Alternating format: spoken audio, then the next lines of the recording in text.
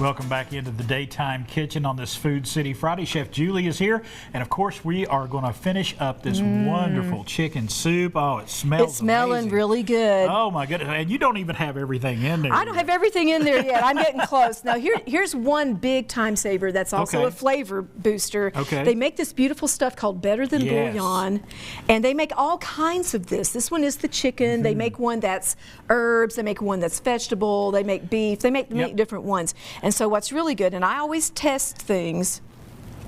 Yeah, I want a little more flavor in there. Just put a little bit and stir it in. Like a heaping teaspoon there. I'm putting a heaping teaspoon, but you know, it's kind of to taste. Right.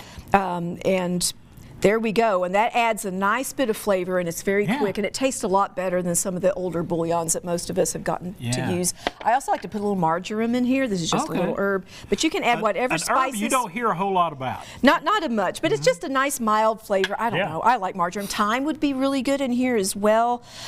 There's a lot of things you can do. The thing I love about soup, it's whatever you have. Right. So if you have extra of something, then that's what the soup becomes. And so it can just be what you have on hand. One thing I thought was a great little time saver when I was going through the produce at Food City, they got these cute little potato things, and they're already a small size, and there's a flavor packet, a seasoning packet. Little fingerling potatoes. And they're little potatoes, so you can either put them in whole or just chop them up, cut them in half real quick.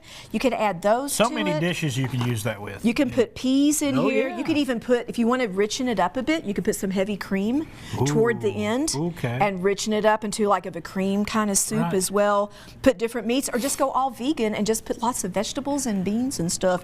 Some beans take a while to cook, but lentils are fast. Lentils are so quick. Lentils are a really good choice. And they're a good source of protein too.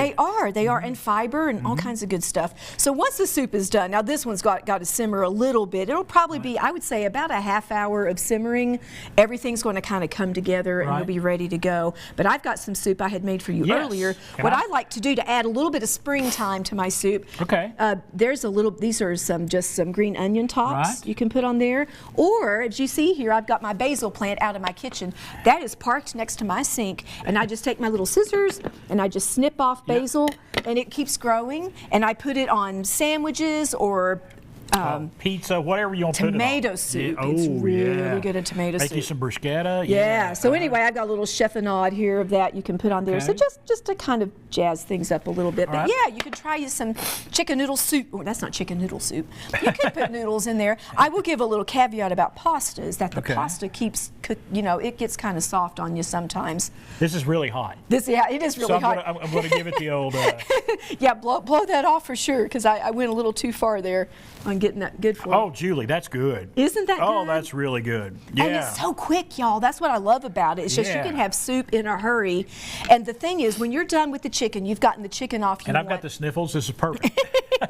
So on the what I like to do when I get a rotisserie chicken, maybe I just use the meat in sandwiches or for a meal. Whatever's left, put the whole thing underwater with your onion and celery and garlic and all of that, and let it cook. Make a wonderful broth, so you don't even have to, you can even start with this on it if you really want to pop it up. And then you've got all the meat comes off the bone, and then it becomes a bone broth, and it will congeal in the refrigerator just like Jell-O when you cool it. But it tastes so good, and it didn't cost you anything but time.